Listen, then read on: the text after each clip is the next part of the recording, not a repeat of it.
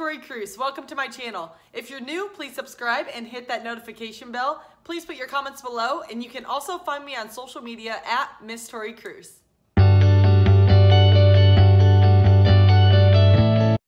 Hi ladies, welcome back to It's Breakthrough Time podcast interview. Today we have a really special guest. Her name is Rebecca Whitman. So she is a success mentor, author, life coach, and she helps women go from burned out to balance, beautiful and abundant. I love that. And she has the 7 pillars of success and 7 pillars of attraction to manifest your soulmate. And I am so excited to get talking with her today. So welcome, Rebecca. So excited to have you on the show today. I'm so excited to be here, Tori. Nice to see you. Yes, nice to see you too. So let's just dive right into it. Tell everybody what you're up to now. I believe the 7 pillars of attraction is the latest and greatest, but tell everybody where you're from, what you're up to, and just a little bit about yourself. Yeah, I'm a success mentor from LA, and I wrote a book a couple years ago called How to Make a 6-Figure Income Working Part-Time, which is a 5-star rated book on Amazon. It's got an Audible, and I've been really passionate about empowering women to go from burned out to balanced, beautiful, abundant. And I believe that there's 7 areas of life that if you have all these 7 areas in alignment, then you can have anything you want, whether it's 6 figures, the perfect bod, the best relationship.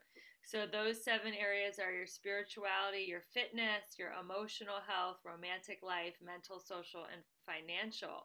So I've been teaching that in an incredible program called Elegant Warrior Training. But just recently, an opportunity fell in my lap where someone noticed that I had manifest the love of my life. And he's known me for years, so he knew I had a lot of like really bad relationships, like a divorce, just a lot of heartache in that area of my life. And that all of a sudden I'm like happily in love and getting married. And he opened a retreat center in Medellin, Colombia. And he said, Rebecca, I want you to do a retreat for women on how to manifest your soulmate. And I was like, absolutely. So I thought about it. How did I go from being completely heartbroken and divorced to being engaged to the man of my dreams? And I created 7 pillars of attraction. And that is what I'm going to be teaching in Colombia in this beautiful 8-bedroom villa overlooking the city. Wow. I got the goosebumps literally while you were talking. I'm like, all right, Rebecca and I were talking, ladies, off camera for a little bit. And we're like, you know what? There's these 7 pillars of success, 7 pillars of attraction, how to attract your soulmate. Let's be real. We all want to talk about how to find a healthy relationship or how to find your soulmate if you don't already have your soulmate. So what can you share with us, or is it exclusive until the retreat? Can you share the 7 pillars with us? I can share what they are. The how-tos, you'll have to meet me in Colombia at this beautiful villa. So the first pillar is to process and release your past, which is so important, right? Because we take our baggage with us. Absolutely. So true. The second pillar is radical self-acceptance.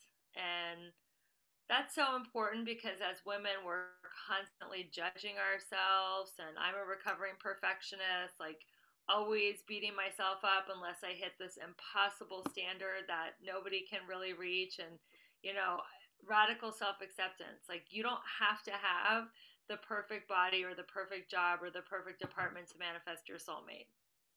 No, not at all. Not at all. So when you say, just right there on that note, before we go any further, that kind of reminds me of self-care as well. And so what like self-care techniques can you do to start manifesting your soulmate? Self-care is really important as far as radical self-acceptance. It's changing how you talk to yourself is the number one thing. I tell people to take out the words woulda, coulda, and shoulda because those are words that we use to beat ourselves up.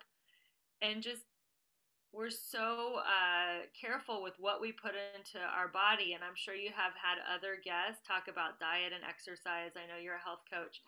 But we're not so careful with what we say, right? So we'll say there's no good guys out there, or I hate online dating, or, all the ones that I like don't like me. Whatever your, story is about your love life, if you keep saying it over and over and over again, then you're going to have the same result.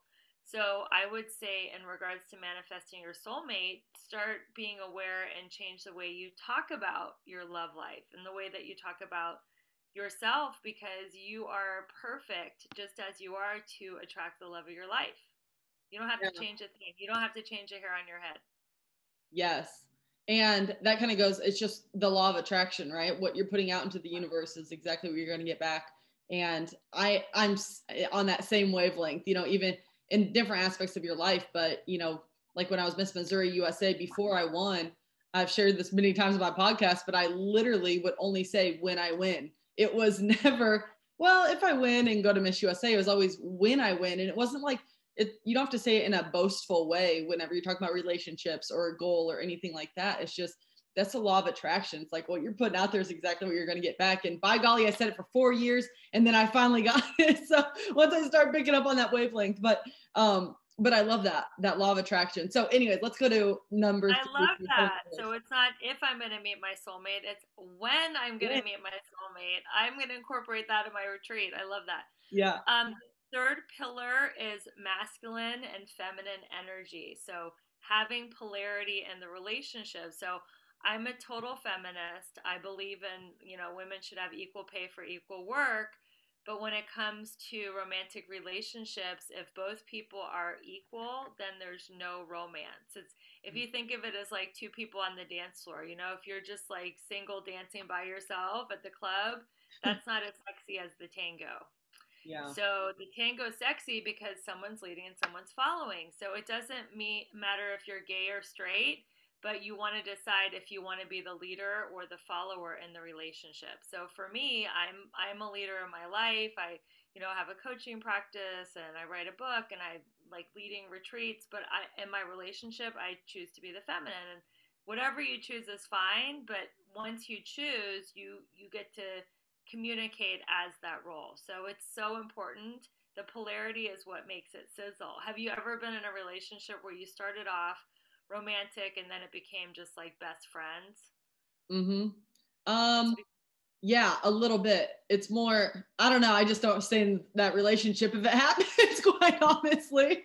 But exactly. we can stay friends, but yeah, it's not a relationship anymore to me.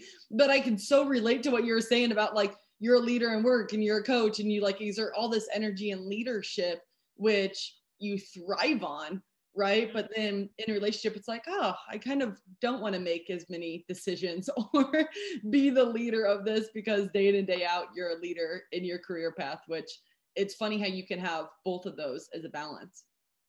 Yeah, and women can have it all. I mean, that's the great thing is we can be the leader or more masculine energy in our careers and then be more feminine and more like receiving energy in our relationship. And it's important to know like which one you are going in so you attract, because if you don't know what you are, you might be attracting feminine guys who are not, you know, treating you the way that you want to be treated. So Yeah. that's a really important pillar is polarity. The next one is decide where you want to fish. So, do you want to fish online? Which websites? Do you want to fish in person? I know it's a lot harder with the pandemic. For me, I went on over 100 online dates and it just was not my jam. And I ended up meeting my fiance at a party at just a good old fashioned backyard house party. So, you know, you got to know where you want to fish and then fish there and be patient, Yeah. because if you're fishing, not everything you pull onto the boat is like the catch of the day. Mm-hmm.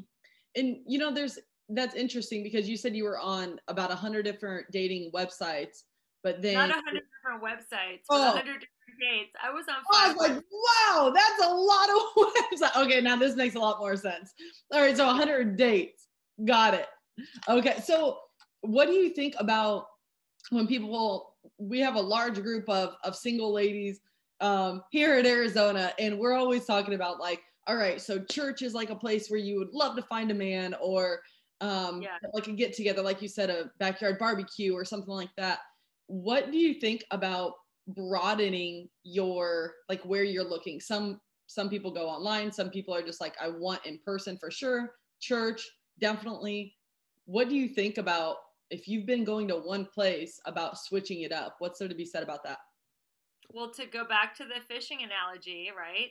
If you've been going to the same pond over and over and over again and there's no fish there, then you switch ponds, right? So if you're Yeah. determined to meet a guy at church, try a different church. If you want to meet a guy at the gym and you don't like any of the guys at your gym, then try a different gym across town. So you get to keep switching ponds until you find, the fish that you're attracted to.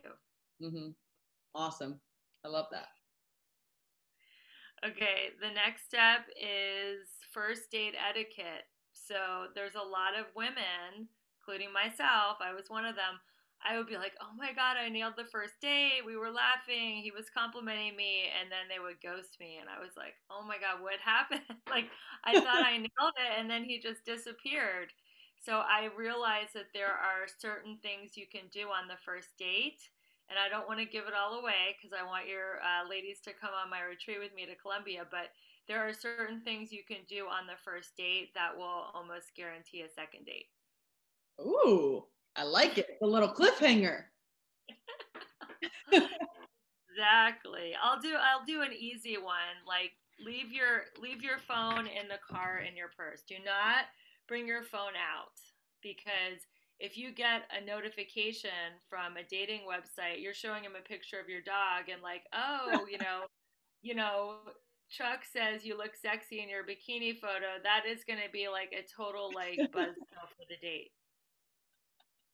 That's hilarious, but pretty accurate right there. It's so very true. Exactly. So just leave your phone in your purse or the car. Don't even tempt yourself. That's really funny. Yeah, very true. And even with like social media now, right? It can be so distracting when you're on a date, and people feel so differently about that. Maybe if you're documenting your food the entire time, maybe not be it may not be the best first date, but maybe do that on like the 10th date. You can finally document like your dinner or something. Um, Yeah, you so don't need to document it on the first date. what was that? You don't need to document your meal on the first date. No, no, I agree. So, what do you think about personality types? So, let's say one person is an extrovert, one person's an introvert, or maybe in your past you've been going after the same type of guy. How do you kind of like break that pattern and start becoming attracted to somebody who maybe isn't your typical type? For me, I had to just hit a excruciatingly painful bottom on the old type. I used to go out for, narcissists, like the really good looking guy who was a little emotionally unavailable because I Yeah. wanted the challenge. And I thought that the nice guys were boring. And, I thought love had to be hard because I read all the romance novels and watched all the movies. And I thought if it was like struggle and drama, then that was real Mm, passion. yeah. But after like getting my butt kicked by my divorce, I'm like, this is it. I'm not going to be around any more guys that don't treat me well. And I just want to be around nice people with positive energy, whether it's romantic or platonic. And then I met my fiance, Ben, and I wouldn't have liked him 5 years ago because I would have thought that nice was boring. But after, having so much heartache from being in relationships with unhealthy men, now I'm like, bring on the nice. I'll take all the nice you can give me. Amen, sister. I'm with you on that one.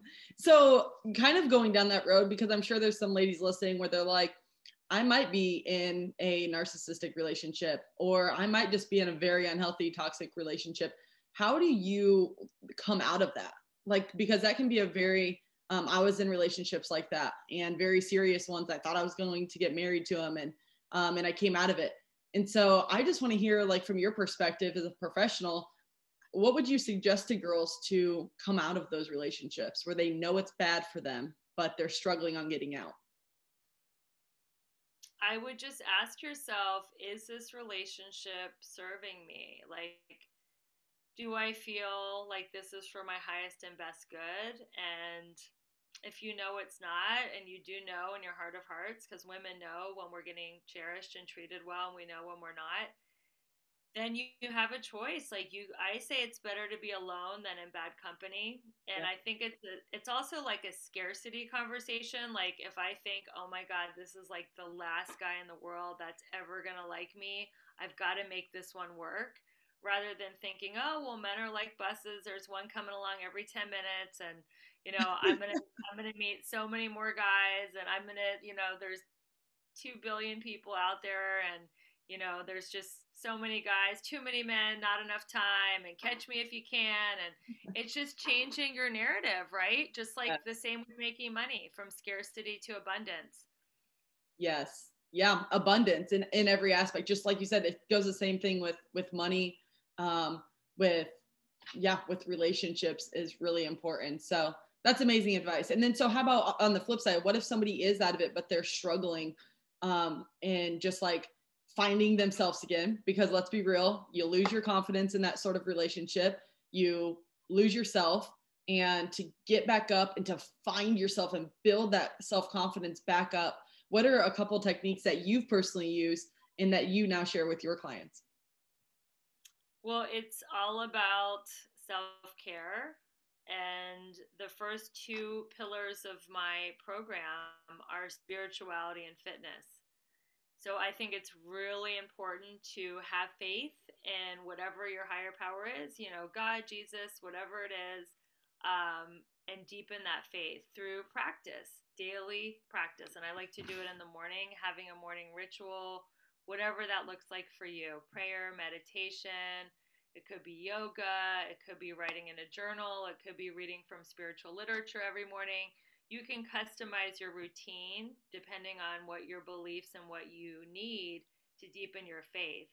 But number one thing is to, work on that relationship with your spirit. The second thing is your fitness, put all the angst and pain of the breakup into the gym and work out. Find something that is fun and exciting. It could be playing a sport, it could be taking classes, could be just like hiring a trainer and lifting weights. Whatever it is that makes your heart sing, move your body and eat healthy, drink a lot of water, do all that. And those are two great ways to get over a painful breakup. Yeah. And, I think also just adding on to that is just give yourself some grace and time, because Yes. time heals everything. And my high power is God. And I just, I believe God can heal all things in his timing. And Yeah. sometimes, and that's part of the reason why this podcast is called It's Breakthrough Time. And my Facebook group and everything is It's Breakthrough Time, because I went through that stage where it was like, I went through massive breakthrough after I escaped that relationship and finally realized like I deserve more out of life. And it's time for massive breakthrough. But, healing didn't happen overnight. And there's still times where I'm like, I don't know if I'm fully healed, but God heals you in the right timing. And also he brings you through those times. I strongly feel, for a reason. And I feel like part of my purpose and the majority of my purpose now is to, help girls get through those difficult situations. Because I feel like, you have your mess as your message now. And so it's kind of ironic that we just naturally gravitated towards this conversation. I didn't even actually know that about your past before we even jumped on here. So thanks for sharing that, because I think there's a lot of girls, through my health coaching business and pageant coaching that I've worked with, who've shared with me now, like, yeah, I'm in the same situation as you were in, or I just got out of it, or I'm trying to get out of it, but I'm struggling. And so really, leaning into your faith, like you said, Rebecca, and then also fitness. I couldn't agree more. Both of those are just game changers. So, so I do have to ask you, about, excuse me, about your morning routine. You kind of touched on that, but just reading about you and seeing every aspect of business and life that you do, you have to have a strong morning routine, or otherwise you couldn't operate at the level and frequency that you want to operate at every single day. So dive in a little bit further on that importance of a morning routine. And then also, is there a nighttime routine as well? Yeah, absolutely. So my morning routine has different things based on, the different, things that I'm going through. But right now, I love writing a gratitude list.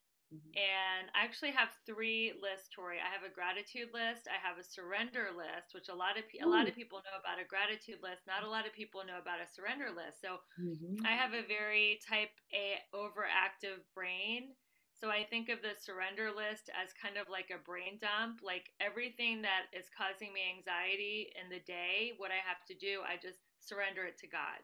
So I just write a surrender list. So whatever it is, it could be my taxes, it could be, a big meeting, it could be whatever, my mom's coming to town for the first time in a year, whatever it is. Whatever is in that brain of mine causing me anxiety, I write a surrender list. And then the third list I write is how I want to be that day, because I don't believe I'm a human doing. I believe I'm a human being. And I believe how I'm being is going to attract my results. That's the law of attraction. So it's not have, do, be, it's be, do, have. If I'm being loving and I act lovingly, then I'm going to have a beautiful relationship, not the other way around. Have a relationship first and then be loving, right? So how do I want to be that day? I want to be loving. I want to be connected. I want to be present. I want to be powerful. I want to be a leader. So those are the three lists I write every morning: gratitude, surrender, and being lists. I like to do 10 minutes of stretching. So there's some great yoga videos on YouTube. If you can YouTube 10 minutes of stretching or 10 minutes of yoga. I really like reading from certain spiritual books. I have a whole stack that I choose from, just depending on how much time I have that day. But I want to at least read something that has to do with spirit. Yeah. And those are the three. Oh, and then of course, I know you're a health coach. I always start my morning ritual with my detox water, which has lemon, lime, the liquid collagen I was telling you about before we started, and that detox water is really important. I drink that. A lot of people wake up and get coffee. I say to my clients, have the detox water first, because it flushes your organs, it flushes all the toxins that were building up as you were asleep, and then you can have the coffee. So I always go for the detox water, and I'm drinking the detox water as I'm journaling and as I'm reading from spiritual literature. So, and then I stretch for 10 minutes, and it's a beautiful way to start the morning. So how long does your morning routine typically take on average? It's different. Honestly, like it depends on the day. I'm not fanatical about I've got to do it for 30 or an hour, minutes or an hour. If I'm super rushed, I'll just write the gratitude list. If I have more time, I'll add the yoga. So it could be anywhere from 5 minutes to an hour, just depending on how much time I have that morning. But I always try to just touch base with the spiritual side of life first, because to me it's like we're a light bulb, and that is how I plug in my cord to, like you said, have the energy and vitality to do all the things I'm doing during the day. I get to plug myself in first to God. I choose to call my higher power God too. Choose God, and then I have the energy for the day. So that's my touch point for starting the day. I love that analogy of plugging it in and getting that spiritual fix right in the beginning of the day. But another thing that I love, and I wrote this down because I'm totally going to do this now, but is a surrender list, because I always do the gratitude, and I do an I am goal statement list of my goals that haven't happened yet but are going to happen. It's part of putting it out there in the universe and law of attraction. But the surrender list, I think, is a beautiful thing, because there's a lot of things in life that we can truly be stressed out about, and we're trying to take that pressure on ourselves. But in reality, we need to turn around and just surrender it to God and to your higher power. And so I love that idea. I love that. Can you tell a difference the days that you do your surrender list, how your stress level and anxiety is different? It is different because like I said, I have a mind that's going a million miles a minute, and I just need to get it out of my mind. Somehow when I get it out of my mind onto the paper, it just like frees up mental space where instead of being stressed out, I can actually get downloads and intuitive hits and be creative and come up with new wonderful ideas and products. But if I have so much like just stress in my head that I'm not open to my creative urges. Yeah. Yeah. I love that so much. I'm totally going to do that. I've done it, different times. I've done surrender exercises, but I don't do it on a daily basis. And another thing I want to point out too, which is a beautiful thing, is how you said your morning routine is sometimes 5 minutes and then sometimes it's an hour. And so I struggle with that personally sometimes because there's different morning meetings or, travels going on or something that like can throw my morning routine off, or I can't do as deep of an exercise as I want to. And I'm like, oh my gosh, like I didn't get my whole morning routine in. And so and then I just have to remember to give myself some grace. But I think that's a really good point and something that most people, a lot of personal development professionals and coaches, we all talk about a morning routine because it's so crucial to your success daily. But I think what a lot of people don't point out is exactly what you did. And I love that you did, is that there's some days where you may not get all of it in that you truly want to, and that's okay. So just reminding people of that it's okay if you only get 5 minutes one day, and find that one thing that just really pushes you the most and like get your mindset immediately where you want it to go and that energy level. And then maybe do you ever do the rest of it like at nighttime before you go to bed, or midday, or sometime when you have a break? Yes, I like to do, if I don't have time to do the meditation in the morning, which I haven't had time to lately, I like to do it after lunch. I'll do like a 20-minute meditation after lunch, and it's a really nice way to break up because we're all working from home now, right? So everything's Yeah. kind of the same. So it's a nice way to transition from the first half of the day to the second half of the day. So I Mm-hmm. do my meditation now after lunch. And at night, I just try to listen to something positive while I'm like doing my, brushing my teeth, washing my face, getting ready for bed. I'll try to like listen to a podcast or an Audible, or right now I've been, listening to Clubhouse. I don't know if you're on Club. Are you on Clubhouse yet? I am, but I'm not active at all on it yet, and I will be soon. But like we were talking before off camera, it's just like there's so many different social platforms right now. I You know. really have to like hone in on the ones. I definitely should be honing in on Clubhouse a little bit more. So whatever it is, I try to listen to something positive as I'm getting ready for bed, and yeah, that's my practice. So pretty much all day long, I have a morning, midday, and an evening ritual that keeps me positive. And there's just so much out there right now between podcasts and Audible and YouTube videos where you can use that downtime, the nooks and crannies of your life when you're waking up. I like to listen to a positive YouTube video as I'm waking up and putting on my, lotions and potions and all that. So all this time when we're like just we have time to listen, we don't even think about it when we're waking up or when we're in the car, when we're getting ready for bed. We can be listening to things that improve the quality of our lives and expand our mind. Mm-hmm. Yeah, absolutely. I'm always listening to Christian music right in the morning, and then it switches throughout the day during work, and then podcasts when I'm getting ready as well. And it is amazing. I can totally tell a difference. The days that I'm like, sometimes I'll make calls while I'm getting ready or while I'm driving. But then the days where I actually listen to something that's really feeding my mind instead of just like exerting the energy out, it's really amazing the feeling and the mental clarity, the mental awareness, and just like happiness and joy that I have compared to making some like phone calls that may be, pointless for that. And I'm just doing it just to do something. So I totally agree. I love those inspirational podcasts. And speaking of podcasts, tell everybody what your podcast is so they can go subscribe. Yay, thank you. It's called Balance, Beautiful, and Abundant. So, those 7 pillars of life, I interview experts in each of the 7 pillars. So, we'll have a financial expert, or a relationship expert, or a fitness expert. Tori's going to come on as a fitness expert soon. Yeah, can't wait. So, yeah, so you get to have like practical tips and tools from people who have, become a level 10 in one of those areas. And it's really inspiring and awesome. And each episode will change your life in a positive way. So, yeah, definitely check out. It's called Balance, Beautiful, and Abundant. I love that so much. And then you also do mentoring, life coaching. Where can people find you if they want to work with you?